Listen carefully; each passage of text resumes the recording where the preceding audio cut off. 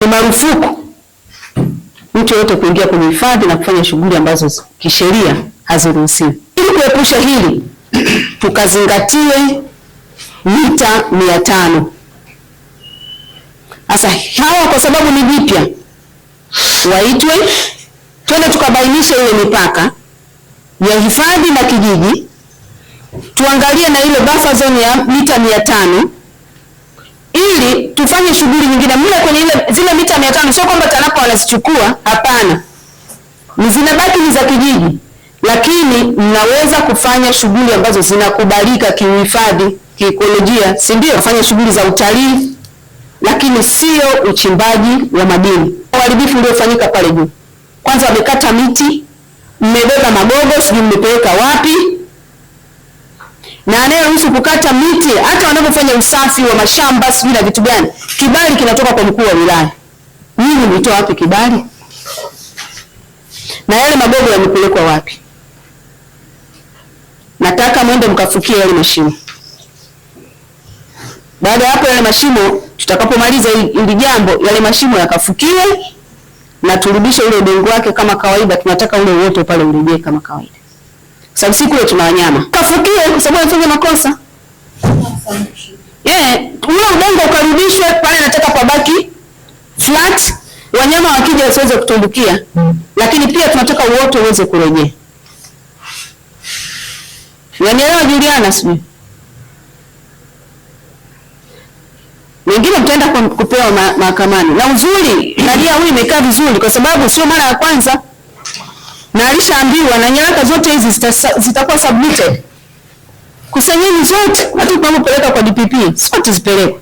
Hatuzuii uwekezaji, naona una passion kwenye nani, kwenye madini, mtafutieni maeneo yanayofaa kwa ajili ya kwenda kuchimba.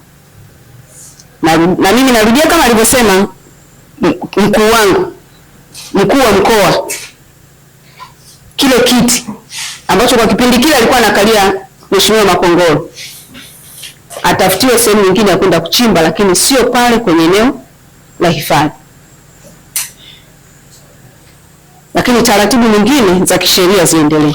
Diana anachimba madini ndani ya hifadhi. Nikasema angekuwa hajawahi kukamatwa ningekuwa na mawazo tofauti. Lakini Juliana anafanya makusudi. Na anafanya makusudi kwa sababu kwenye mfumo wetu pia kuna baadhi ya maeneo hayajakaa vizuri. Anafanya makusudi. Lakini kingine ninachosema anafanya makusudi kwa sababu kwa makusudi amekuwa akiniletea nyaraka hapa za kudanganya, forgery. Na hapa kuna nyaraka nyingine nimeiona ya environmental impact assessment ambayo the same document imesainiwa na watu wawili tofauti, na ni document ya tarehe moja, content ni sawa, lakini imesainiwa na watu wawili tofauti. Hizi ni forgery ambazo zimefanyika kwenye mchakato mzima wa usimamizi. Sasa basi, kama sheria inavyotuelekeza ni kwamba huyu mama ameingia, ameenda kufanya uharibifu kwenye hifadhi ya taifa. Ninatambua kwamba Tarangire mlishafungua kesi. Ile kesi iendelee.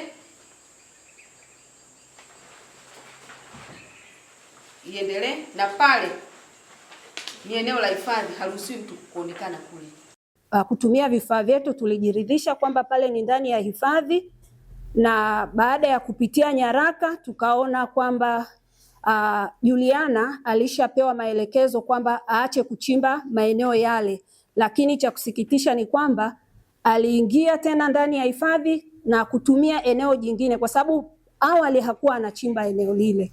Kuna shimo ambalo liko upande ule, kabla hujafika kwenye ile shimo kuna njia ambayo inakwenda kwenye shimo la awali ambako alikokuwa anachimba. Kwa hiyo sasa hivi amehamia kwenye hili shimo ambalo sisi tulibaini ameingia mita 45 ndani ya hifadhi ukitokea kwenye ule mpaka ambao, lile eneo la mpaka ambalo tumeliona leo.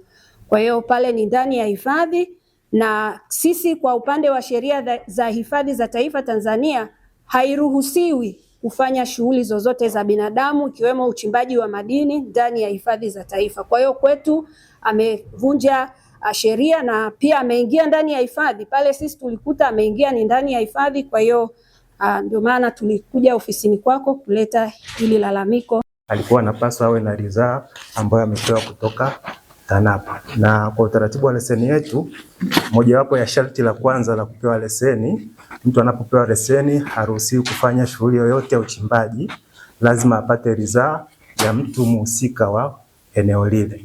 Kwa hiyo katika kutekeleza shughuli zako za uchimbaji, hata kama una leseni, lazima uwe na ridhaa ya mmiliki wa ardhi. Kwa hiyo ridhaa aliyokuwa nayo Juliana sio kwamba ilikuwa ya mhusika sahihi wa eneo lile, kutokana na vipimo ambavyo vimefanyika siku ya leo.